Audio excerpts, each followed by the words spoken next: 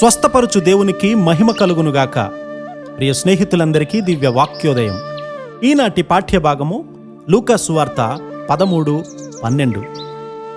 యేసు ఆమెను చూచి రమ్మని పిలిచి, అమ్మా, నీ బలహీనత నుండి విడుదల పొంది ఉన్నావని ఆమెతో చెప్పెను.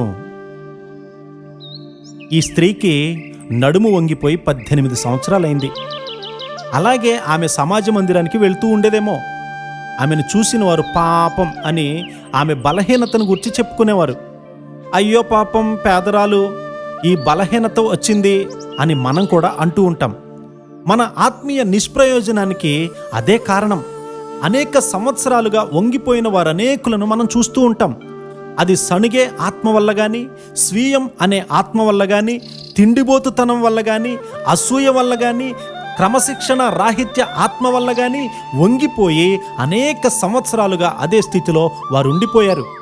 క్రమశిక్షణ లేని వారిని క్రమపరచడం, క్రమం నేర్పించడం అసాధ్యం.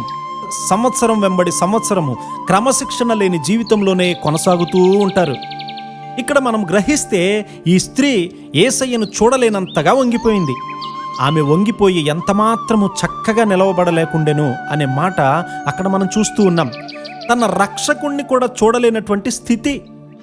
అరణ్యంలో మోషే గారు ఇత్తడి సర్పాన్ని పైకి ఎత్తినప్పుడు వారు చేయవలసిందంతా పైకి చూడడమే. అనారోగ్యం పాలైన వారు భయంతో ఉంటారు. అంతేగాక ఆ భయంతో ఇంకా వ్యాధిగ్రస్తులైపోతారు. అయితే యేసుక్రీస్తు వారు ఆమెను దయతో చూశారు. కొందరి స్థితి ఇలాగే ఉండిపోయింది. వారికెవ్వరూ సహాయపడలేరు, వారు పైకి చూడలేరు. సాతాను ఆమెను ఇన్ని సంవత్సరాలు బంధించి ఉంచాడు. యేసుక్రీస్తు వారు ఆమెను చూసి రమ్మని పిలిచి, అమ్మా, నీ బలహీనత నుండి విడుదల పొంది ఉన్నావని ఆమెతో చెప్పి ఆమె మీద చేతులుంచగానే ఆమె చక్కగా నిలవబడి దేవుణ్ణి మహిమపరిచింది. అన్ని విషయాలు కూడా చక్కగా ఉండునట్లు దేవుడు మన జీవితాలలో కూడా చేయునుగాక. ఆమేన్.